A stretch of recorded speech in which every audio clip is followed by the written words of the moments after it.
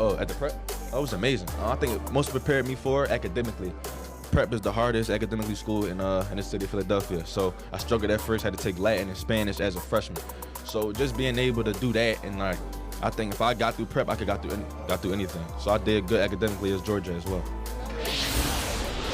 That's our next guest, DeAndre Swift, talking about his experience at St. Joseph's Prep in Philadelphia. Spanish and Latin as a freshman? Get out of here. Yeah, it was mandatory for us. It was rough. It was ¿Cómo se llama? See, I don't even know what that means. Oh, come on. I don't even know what that means. It's been a long time, huh? I don't even know what that means. What was easier, Spanish or Latin? Spanish, most definitely. Yeah, me llamo DeAndre. There you go. There you go. You knew what I mean. I had no idea they even offered Latin anymore.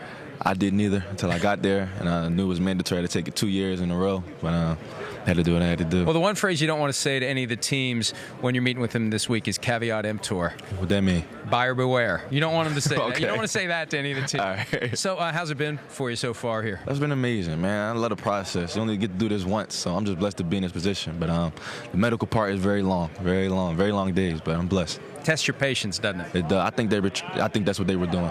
And I think part of it is they have guys there keeping an eye on you to see how you react in those settings. Most definitely. We was talking about that yesterday. I think the guy was in there just looking to see how we were reacting, see what we were doing. So I was trying to keep it cool, keep a smile on my face. That's the thing. They watch everything that you do. I mean, dumb little things like when they come pick you up at the airport for a visit to a team, whoever's driving that car is paying close attention to everything you say, everything you do, and they're going to report back because they're looking to get you away from saying and doing the things that you think they want you to see and being the real guy. And how hard is that for you to balance? Because I'm sure you get plenty of advice and preparation, but for you, like, what's your approach when you go in for one of these interviews? Do you tell them what you think they want to hear, or you just tell them whatever you think the right answer is? I kind of being myself. Smile. Just do whatever they ask me to do, whether it's draw plays on the board, talk about different protections, and I'm trying to remember their plays as well if they show me that. Just being myself. You played with both Nick Chubb and Sony Michel at Georgia. What did you learn from watching them? Oh, man, a lot. How to carry myself on and off the field, how to be a leader, how to stay ready so I don't have to get ready, a lot of stuff. I would go to them before I would go to my coaches because I could relate to them more. You also played with Jake Fromm, who's going to be one of the top quarterbacks. Tell me why a team would be better off adding him than one of the other quarterbacks in this class. Man. His spirit, he just comes in the room and uplifts everybody, no matter if you're having a bad day or anything. A great leader, knows how to take command of the room, of the offense, of the team. And like I said, his spirit, I just love him. He's a great brother to me. When did you know you were going to be able to play football at an NFL level? At an NFL level? My freshman year in high school. I think we opened up in Texas against a nationally ranked team. Got to play as a freshman, started making plays, started succeeding, started competing, and it kind of gave me hope like I could do this. I could play on this level. Well, speaking of St. Joseph's Prep and your high school experience, we got some highlights of DeAndre Swift in his high school days, dominating as most of these great players usually do. That little swing pass you caught there and off you go. Wow. And see, it's the speed, it's the elusiveness, it's the power, and it really does stand out. The great players who make it to this level, does it almost feel like it's too easy sometimes at the high school level?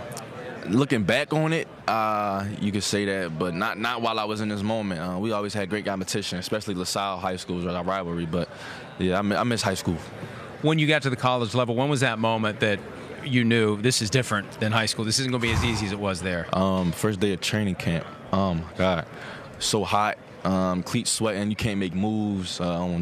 Call your mom and just tell her like how much everything was going on. But you kind of start thinking like, is this really something I want to do? Just persevering through that.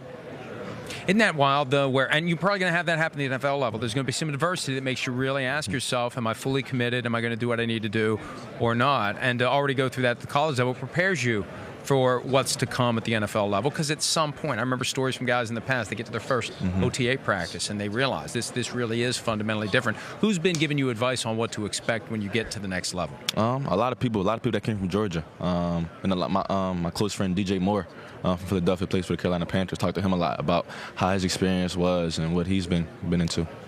What is your target for the 40 this week? I want to run a great time, 4.5 or under 4.5. Are you going to do all the workouts, everything? Everything's good to go, healthy, ready to do everything? I'm not benching. I'm doing everything on the field to here. Do you have any track background? I do. I ran track when I was younger. What were your events? I ran the 1, the 2, and 4x1, and I ran indoor like 55 and the 60 meters. What was your best event? I would say the 60 or the 55. No, I hold the record at my high school for that. I don't remember the exact time, and I was pretty good in the 100. I had a 10.7 was my best time when I used to run. You know, they say records are made to be broken. You kind of like holding on to that record for as long as you can? For as long as I can. I know somebody's going to come break it. We got a lot of fast people there now, so as long as I can hold on to it, I will. Who's the guy when you go out into an NFL field and you see him out there in uniform, you're going to say, I can't believe this. I can't believe I'm out here with this guy. If I ever get to be on the same field as Tom Brady. You know, so many guys have said that. Tom Brady. Yeah, so many guys said you could be playing with Tom Brady. You never know how it's going to go. You never know. Never know. That's part of the fun of the draft, the uncertainty. You could be back in Philly. You could be somewhere in Georgia. You could be wherever Tom Brady is. All right, we are out of time on this Wednesday edition of PFT Live. DeAndre Swift, thank you so much for some of your time. Hi, I'm Mike Tirico, and thanks for watching. Make sure to hit subscribe for the latest news and highlights from NBC Sports.